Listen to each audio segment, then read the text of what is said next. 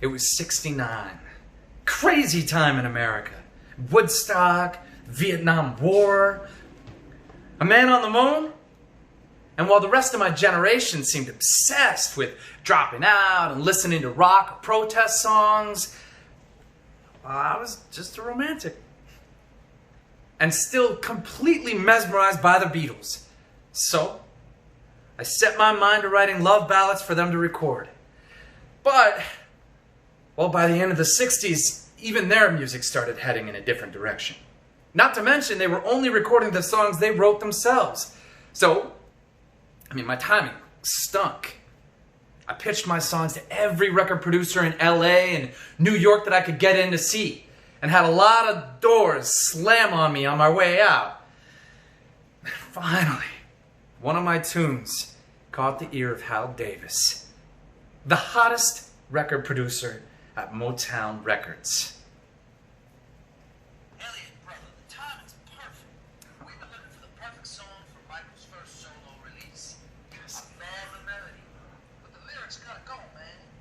You don't ditch the lines about smoking a ciggy after making love and drinking a cup of coffee. The kid's only 12. Get it back to me in 3 weeks and I'll play it for Barry and see what he says. We're going into the studio to record this fall. 3 weeks? That was plenty of time! Unless, of course, you come across one of those bad cases of writer's block. I was stuck! I had to clear my head. Needed a change of scene. I had to get out of LA. It just so happened that summer, my baby brother won a scholarship for a research project at the University of Arizona. I figured, well, Steven's a kid. Michael Jackson's a kid too. Maybe he can help. So I drove out to the desert, hoping that my brother might give me some inspiration. Which he did not. I knocked on his door, hoping that he would have some ideas for me, and he didn't have anything. So after 2 days, totally frustrated, I headed back to LA.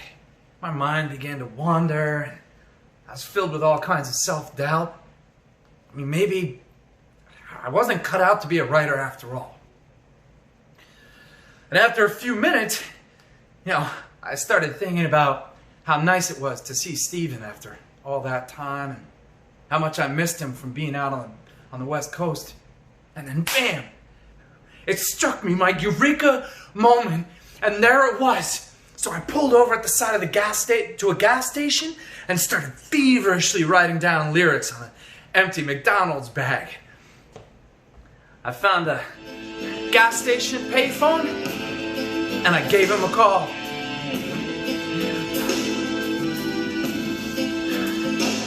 Well, I'm on the down easter, Alexa, and I'm cruising through Block Island Sound.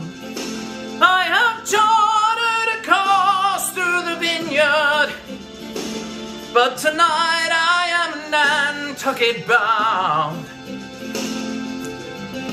We took on diesel back in Montauk yesterday. We left this morning from the Bell in Gardner's Bay. Like all the locals here, I've had to sell my home.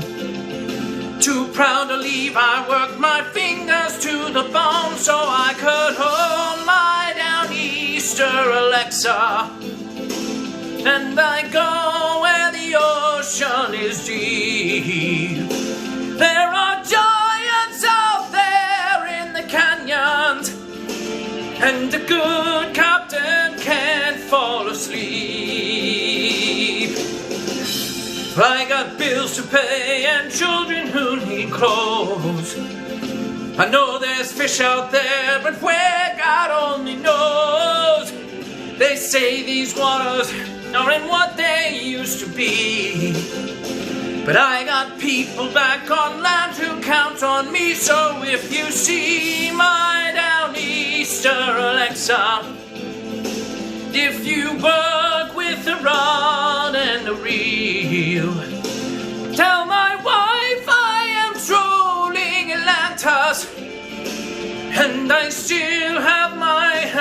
hands on the wheel. Yeah, yeah, yeah, yo. Yeah, yeah, yeah, yo.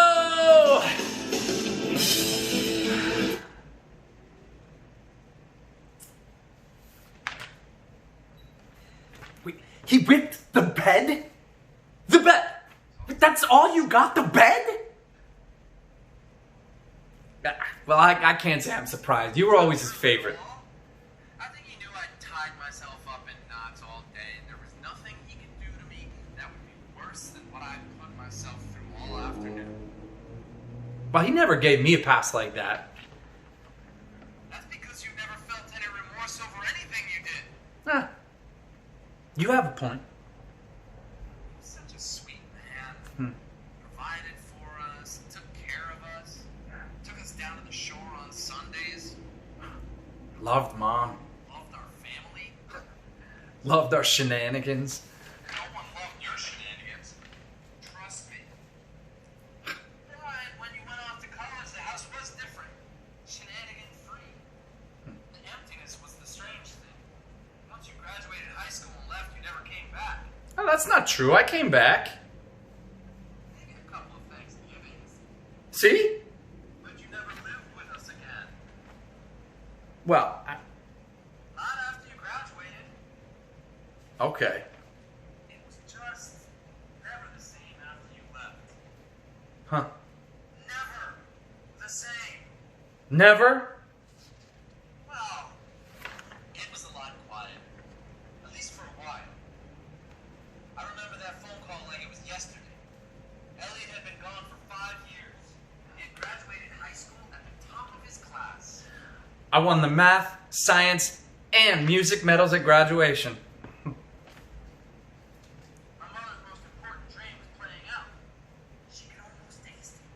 Elliot's prediction had come true about being the first kid in his class to get into medical school. He actually had been accepted into BU's combined college and medical school program right out of Bayonne High. Studying medicine was okay, but... well, I started writing songs.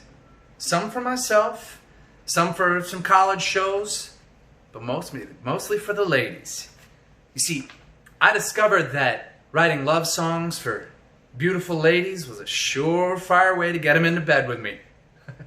Elliot was 14 months from becoming a doctor when that fateful call came.